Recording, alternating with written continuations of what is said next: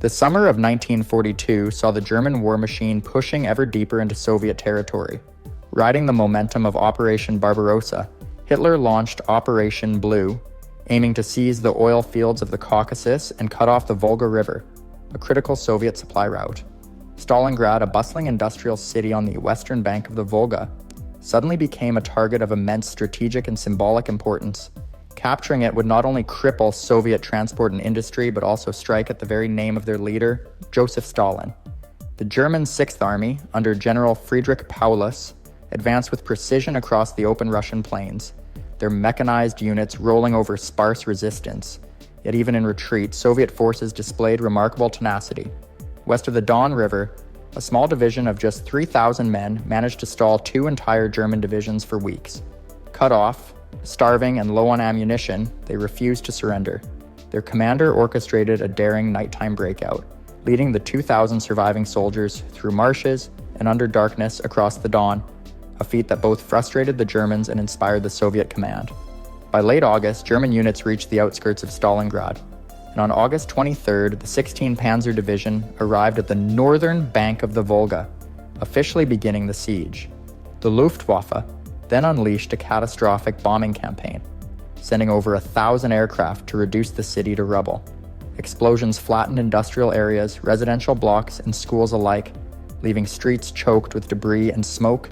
In just the first week, estimates suggest that as many as 40,000 civilians perished. Ironically, the destruction created a labyrinthine battlefield that would eventually stall the German advance and turn the city into a trap for the attackers. Stalingrad's civilians were trapped. Stalin's order, number 227, forbade retreat, and local populations were required to endure the bombing and fight for every building alongside the Red Army.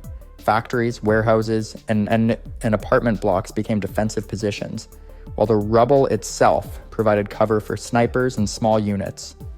By late August, the stage was set for one of the most brutal urban battles in history, a grinding fight that would transform the city into a frozen graveyard and test the limits of human endurance. Once the German advance reached Stalingrad, their blitzkrieg tactics became almost useless. The city, reduced to rubble by relentless air raids, created a maze of shattered buildings, twisted steel, and collapsed streets. Combat quickly degenerated into what soldiers called the Rattenkrieg, or Rat War, a brutal struggle fought room by room, floor by floor, and sometimes through sewers.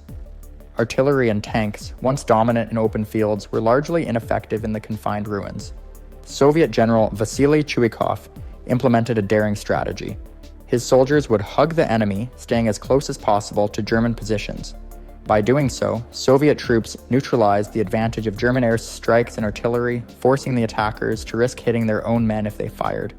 Small storm groups of 20 to 50 men conducted surprise attacks using submachine guns, explosives, and captured weapons to ambush German units in basements, alleys, and ruined apartment complexes.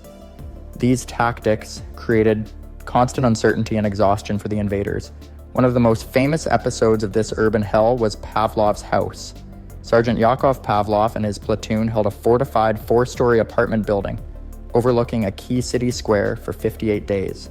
Despite repeated German assaults, the defenders used sandbags, mines, and machine guns to repel attacks, turning the structure into an impregnable fortress. Their resistance became a symbol of Soviet tenacity, showing that even a handful of soldiers could inflict massive delays on elite German forces.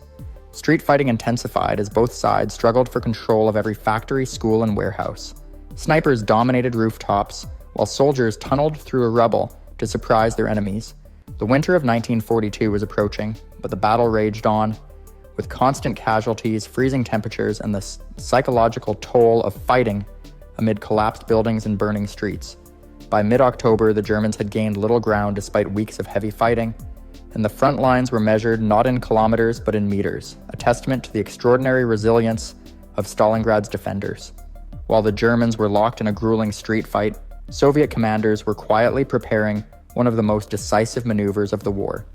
Marshal Georgy Zhukov orchestrated Operation Uranus, a massive counteroffensive aimed not at the city itself, but at the vulnerable flanks held by Axis allies. The northern and southern approaches were defended mainly by Romanian and Italian units, poorly equipped and spread thin across hundreds of kilometers of open terrain. Zhukov had meticulously assembled more than 1 million soldiers, nearly 900 tanks, and over 13,000 artillery pieces, all concealed until the moment of attack. On November 19, 1942, Soviet artillery and rocket barrages erupted at dawn, devastating the Romanian defenses. The noise was deafening, shaking the frozen earth and leaving gaps for mechanized units to pour through. Soviet tank columns, reinforced by infantry, pushed rapidly across the snow-covered plains, creating chaos behind enemy lines. By November 20th, the southern pincer smashed through Italian positions while the northern thrust had broken Romanian lines, leaving the German 6th Army dangerously exposed. The maneuver's brilliance lay in timing and precision. Zhukov's forces encircled the Axis troops at Kalash. By November 23rd, effectively trapping approximately 250,000 German, Hungarian, and Romanian soldiers in a massive pocket of ice and death. Communication lines were severed and supply routes vanished under relentless Soviet pressure. German commanders quickly realized the scale of the encirclement. But with winter closing in and the Luftwaffe unable to provide sufficient supplies, the 6th Army's situation became increasingly desperate. Inside the pocket, soldiers faced dwindling food, freezing temperatures, and mounting casualties. Medical supplies were minimal and infections spread rapidly among the wounded. Despite desperate attempts to hold their lines, morale began to collapse. Even elite German units could not overcome the combination of encirclement, harsh weather, and relentless Soviet attacks. Operation Uranus had turned the tide at Stalingrad, transforming the battle from a brutal city siege into a catastrophic trap for the Axis forces and setting the stage for the final crushing phase of the fight. Once the encirclement was complete, the trapped German 6th Army found itself in what soldiers grimly called the cauldron. Cut off from reinforcements and supplies, the army faced an impossible situation. Hitler ordered Field Marshal Friedrich Paulus to hold the city at all costs, promising that the Luftwaffe would supply the besieged troops entirely by air. In reality, the German Air Force was unable to deliver more than a fraction of the necessary rations and ammunition. Even at its peak, the daily airlift provided only about 1/3 of what the army needed to survive. Winter intensified the suffering. Temperatures in the Stalingrad region plummeted well below -20 degrees Celsius, freezing equipment and men alike. Soldiers without proper winter gear suffered frostbite within hours, and malnutrition weakened them further. Horses, dogs, and even rats became sources of last resort food, but starvation continued to claim thousands of lives. Medical conditions deteriorated rapidly, and disease spread unchecked in crowded makeshift shelters and foxholes. German morale collapsed under the relentless pressure. Units broke down, and soldiers abandoned positions in search of warmth or food, often being cut down in the chaos. Paulus had attempted to request permission to break out, but Hitler's insistence on holding Stalingrad made any retreat impossible. In December, Field Marshal Erich von Manstein launched Operation Winter Storm, a relief attempt, but Soviet defenses held firm just miles from the encircled troops. Every failed rescue deepened the despair inside the cauldron. The trapped army faced constant attacks from Soviet artillery and sniper fire, while the surrounding steppe was littered with the bodies of men and animals alike. Ammunition was scarce, and even artillery became ineffective as the soldiers lacked shells to fire. By January 1943, conditions were catastrophic. Soldiers were freezing, starving, and falling by the thousands, with no hope of relief. The once powerful 6th Army had become a hollow, desperate force, a shadow of its former strength. The stage was set for the final surrender, a conclusion that would mark one of the bloodiest chapters in human history. By late January 1943, the trapped German forces were a shadow of their former selves. Operation Ring, the final Soviet assault, began on January 23rd, targeting the remaining pockets of resistance in the devastated city.